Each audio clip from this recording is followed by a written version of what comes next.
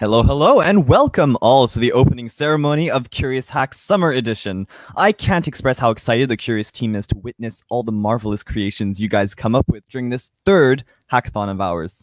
Thank you to all of you for registering, first of all, and thank you for popping into our opening ceremony to listen to us ramble about all things Curious. For introduction's sake, I'm Lewis. I'm now the vice chair of Curious, although I've occupied many different positions in the organization's recent 2 years. I supervise Curious's internal affairs and long-term strategy, but feel free to reach out to me for anything you might need on the Curious Discord.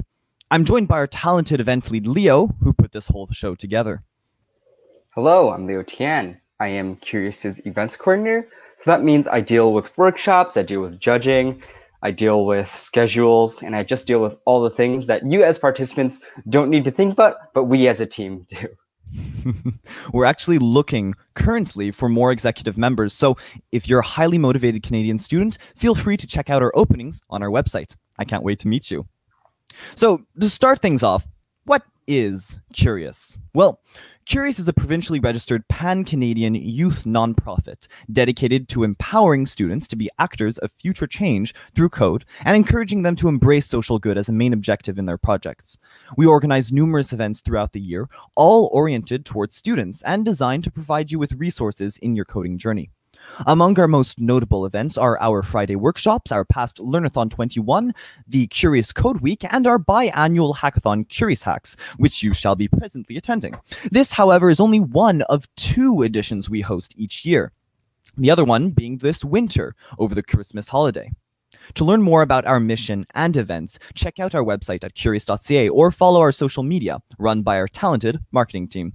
We regularly post on Facebook, Instagram, Twitter, and LinkedIn, and all of our YouTube content is also a great resource to consult for past events and workshops. Right before we kick off things, however, I'd like to announce the winner for our referral prize. Yes, there's our social media. So the winner is Felix from Richmond Hill. Congrats, Felix. You just won yourself a $25 Amazon gift card to use at your discretion. Thank you for sharing our event with your community, and thank you, as always, for staying curious. For the rest of you out there, though, your luck has not run out. This event still has many more prizes and giveaways in store, all sponsored by our generous partners. Yeah, and right before we move on to the actual content, we'd like to give a shout out to our silver sponsors, Azure, HyperX, Huawei, Replit, and Egg.io. Thank you for your sponsorship and your support for this event. It would not have been possible without you. And speaking of Huawei, Sabrina from Huawei actually has a short message for us, and I'll let her do the talking for this one. Perfect, thank you. Can you guys see my screen? Just to double checking. I'm assuming this is a yes. So, okay, here you go. So welcome everyone to the Curious Hack. I'm so happy to be here today. Unfortunately, it's again remotely, but hopefully soon it will be in person. So on behalf of Huawei Canada, we're very happy to sponsor that kind of event. We sponsored many hackathon, and I think it's a great event to develop new skills and meet new people, because meeting people is going to help you in the future to basically create new opportunities. So I think those kind of events, even if they are remotely, it's very important to have them. So so my name is Sabrina Chautran. As mentioned, I'm Executive Director of Public Affairs at Huawei Canada. I've been working with Huawei for 2 years now. It's been a crazy and fun experience at the same time. So before Huawei, I was working for the government. I was also a candidate myself in the 2018 election in Quebec. I arrived second against the Minister of Finance, so that was also a great experience. Even if I lost, I didn't lose that much because it was against the current Minister of Finance. So it was a good lose, if you think about it. And now I get to do with one of the coolest technology around the world.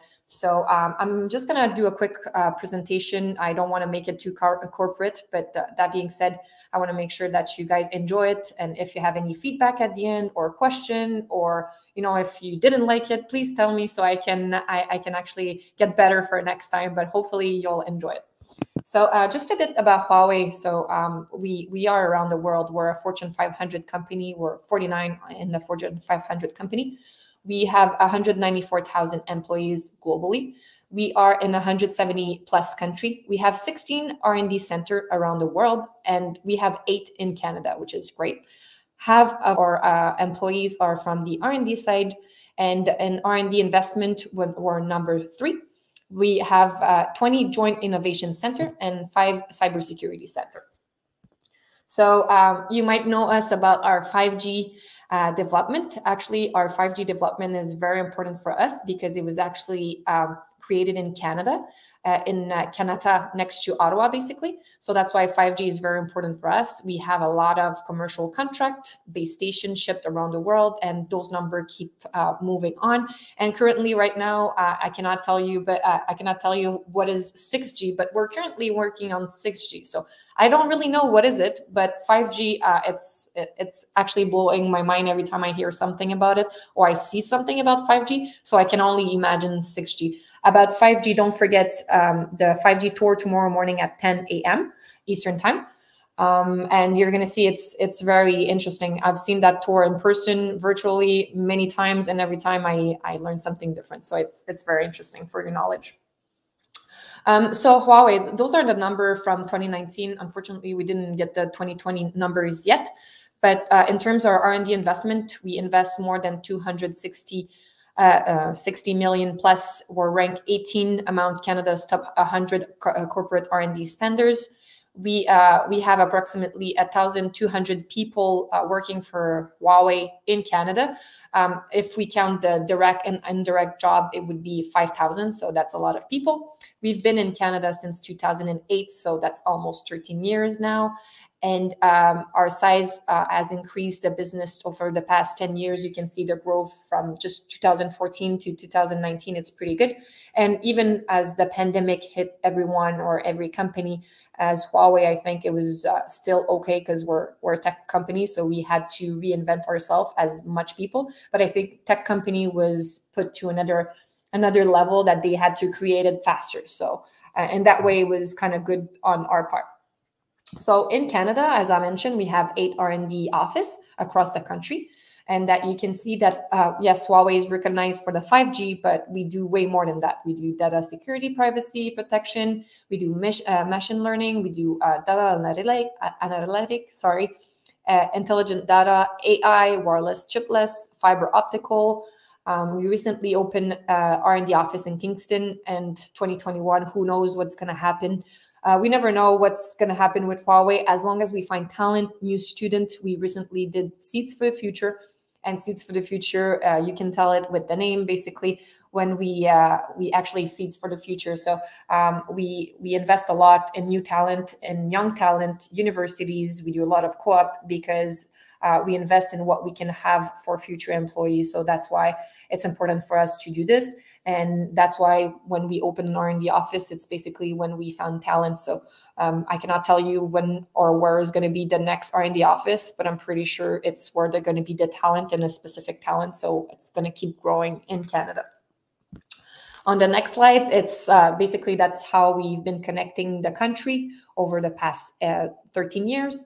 And you can see here 4G, 5G when we started the research. So it's very interesting how you see the 5G research started 10 years ago, 11 years ago. And, after 10 years, you can only actually put it out there after a certain amount of time. But even right now, even if the 5G deployment, 4G and 5G will have to work together until it's totally 5G. So even if you see 5G on your phone and you'll say like, oh, well, I don't see anything different, but basically it's normal because it's going to take some time to make sure there's a lot of 5G base station. We talk a lot about 5G, but 3G and 4G are very important for us as well, because there's a lot of people who are not connected, and especially during COVID, we noticed that.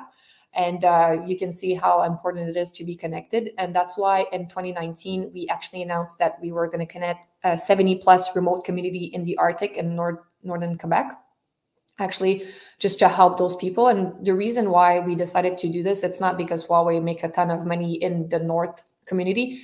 Not at all, actually. It's because when we first started in China in 1987, bigger city didn't want to work with us because we were too small and didn't think we had the expertise to work with them. So we actually, because of they said no to us, we developed another expertise in the further north, in the colder temperature, in the warmer temperature. So we had to connect those smaller region with our backpack, with a truck, that the truck couldn't go further because it was so small, or, you know, so all those things, that's the reason why Huawei developed an expertise that a lot of company or most company don't have, basically, because we were able to develop that expertise because the first big city said no to us. So that's something to actually remember today. If someone say no to you, just don't forget that it's okay, because Huawei was once a startup 30 years ago, and now Huawei is a Fortune 500 company. And the reason why we have that expertise, it's because someone said no. So maybe at that moment, it's not the right thing in our mind, and it's very annoying and it's very frustrating. But at the end of the day, look where we are today, and we're able to connect a lot of remote community. So actually, when we did this announcement in 2019, we connect a region in the north, in Iqaluit, and this lady that you see here is able to sell her jewelry from the land, basically, on her Instagram, and actually be able to connect with the people. So like I said, once again, we're not talking about 5G, 6G, or 500 Fortune company here. We're talking about the small businesses who's able to put food on their table. So that's kind of the life-changing that we're looking forward and we're working for. Also, at Huawei, it's very important that inclusion and quality and leadership is involved in basically our core in the company. So a lot of people will ask me, you know, it's a tech company, there's a lot of men. Yeah, there's a lot of men, but I can say that there's a lot of strong women. So yeah, we're not a lot of women, but most of my team are women, and they're very strong. And I can say, like, there's no men from my team today in the same team as me today, but they would say that we basically run the show and we decide everything, which is true, you know. And it's not because we're female, it's just because we take our place. And I want everyone to also remember in the Curious Hack that, you know, wherever you come from or wherever ethnicity, I think, like, if you actually work your way up and you work hard, it doesn't matter what's your background. Just work on the results, and everything's going to happen to you. When I first joined Huawei, I was public relations specialist 2 years ago. Fast forward, I had 4 promotion, and now I'm executive director of public affairs for Huawei Canada. So it's not because I'm a female, it's because I did work hard, and I'm actually happy to say this. So if you do work hard, it's going to happen to you no matter where you're coming from. And yeah, so when I was talking to you guys earlier about Seeds for the Future, so in Canada, for Canada, we did connect a lot of rural and remote areas, 70 rural communities. And recently, we actually donate some base station to the First Nation as well in Quebec. So that's the kind of thing that we do as a CSR, as a company. It's very important for us to do those kind of donations. So even after the event, if you have any idea for sponsorship, partnership, or anything, my team are responsible for this. So we can actually look into this. So that's all for me. I hope I didn't talk too much. I tried to do it very interesting and very fast at the same time, not to make you guys fall asleep, because I know you'll have the full night on. But here's my LinkedIn or my Twitter. If you have any questions or you want to reach out to me or anything, feel free to do so, and I'll be more than happy to have a chat with you guys. So enjoy the hackathon, and please have fun. Thank you.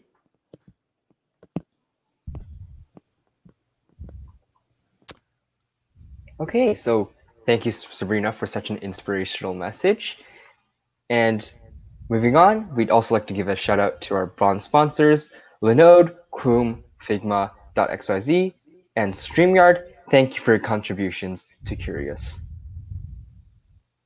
And lastly, we'd also like to thank our Curious community partner, Slingshot. Slingshot is a service that provides internships to high school students, and it's a really cool thing, and more about that later.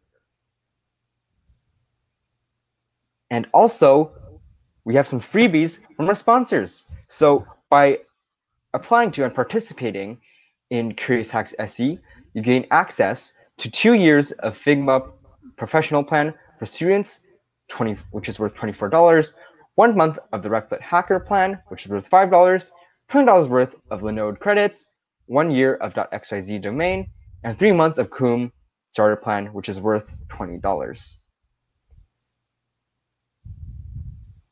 And let's dive right into the event.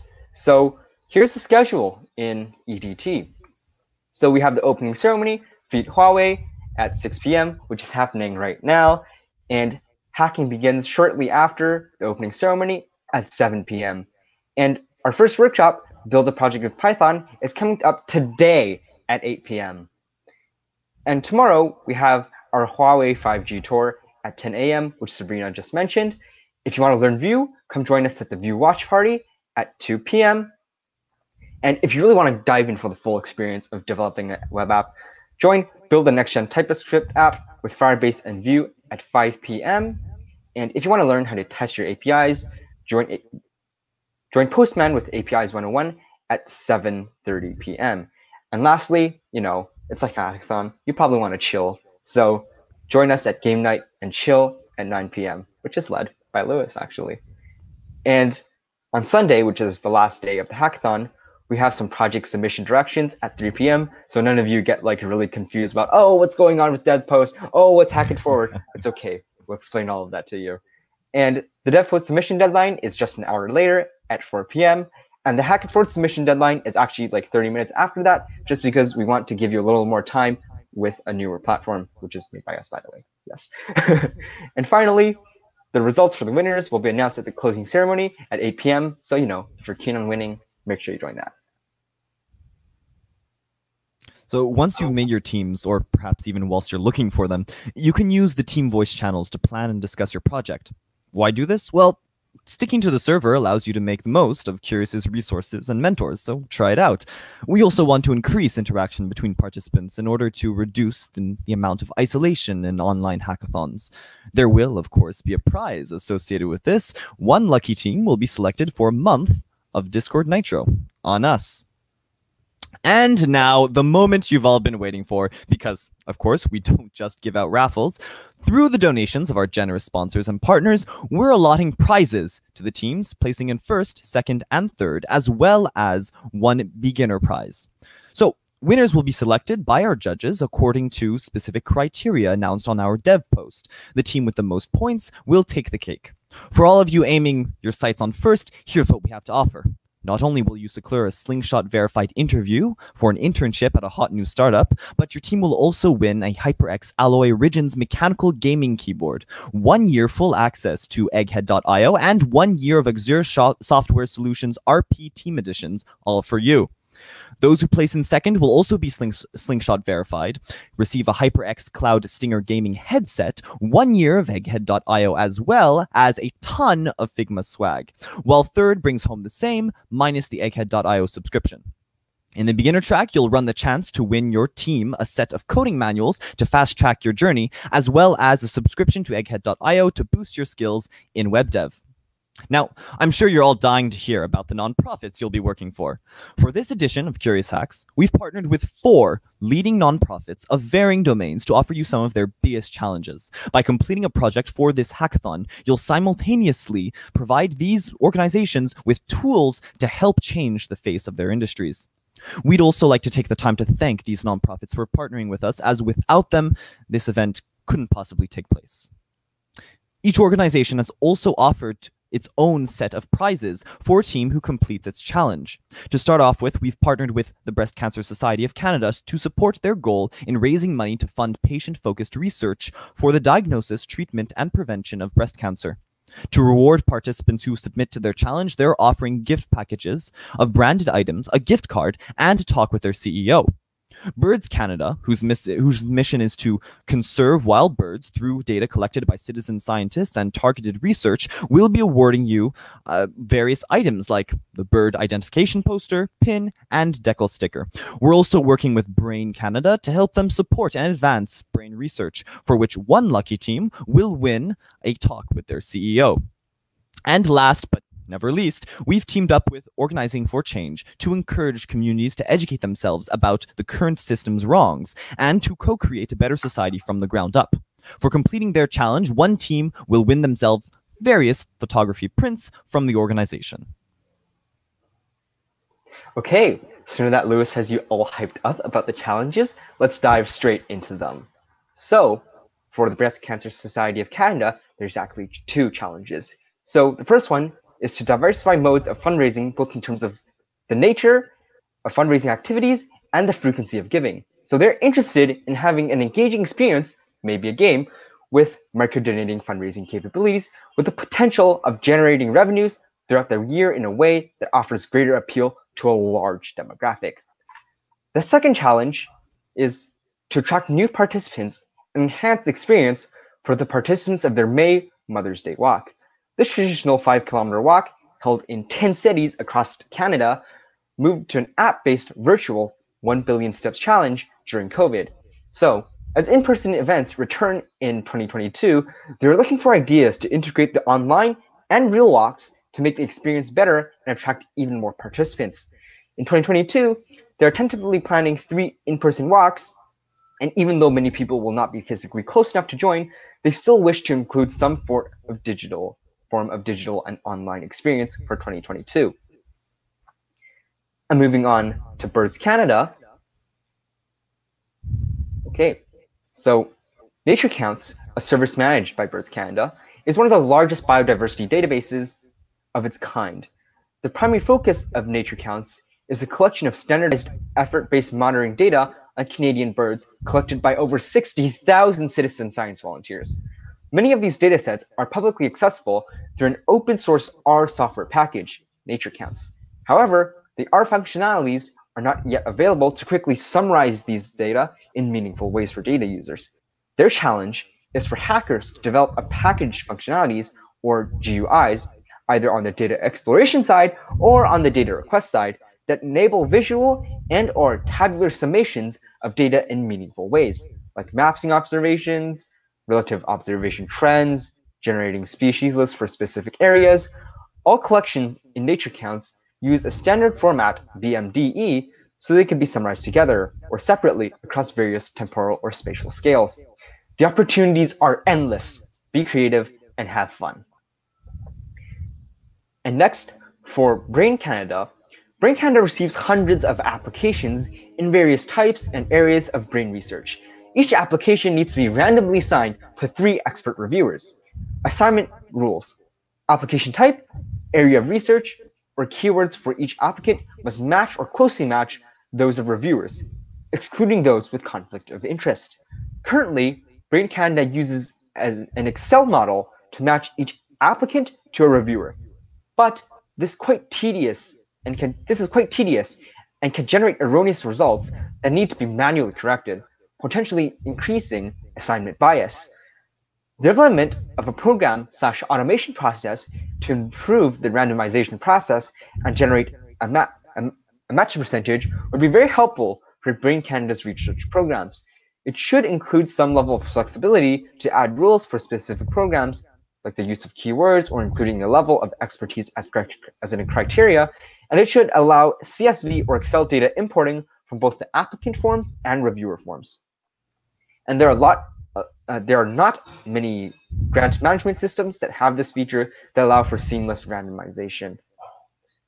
So, it's up to you to develop that.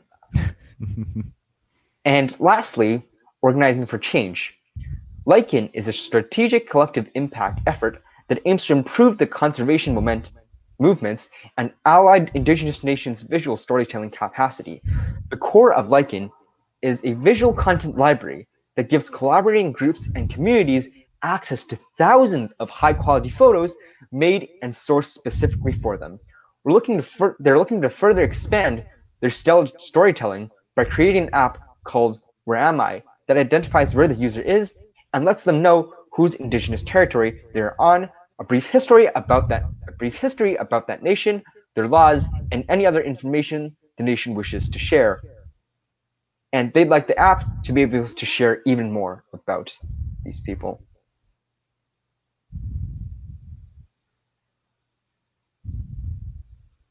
Wait, we talked about this one. Switch to the next one. Yep. Anyways, sorry for the mix-up on the slides. And we'd also like to talk about Hack It Forward, which is Kurius's own platform for, contributing to social good via coding. So just a short guide on how you can use Hack It Forward. So once you get onto the Hack It Forward site, you should create an account. And once you create an account, you can actually select a challenge off of like the gallery, or you can search for one, and then you can create a submission. But before that, you might want to write your own code and create a GitHub repo and push your changes to it. And then you create a solution for that challenge and then put in the description and then your link to the code. And then you can submit, share, and check out other project submissions, all on Hack It Forward. Now, for the important stuff. So submissions must be made both on the DevPost and the Hack It Forward platforms if you want to be eligible for prizes, of course. Links can be found in your participant handbook. You can also see them here, but I doubt that typing them out will be very fun. Each submission must also respond to a specific challenge and include a demo video of not more than 3 minutes. A link to your code and an adequate description in your DevPost and Hack It Forward posts must also be provided. The deadline for the projects is this Sunday at 4 p.m. EDT on DevPost and 30 minutes later on Hack It Forward, so be sure to pace yourselves accordingly.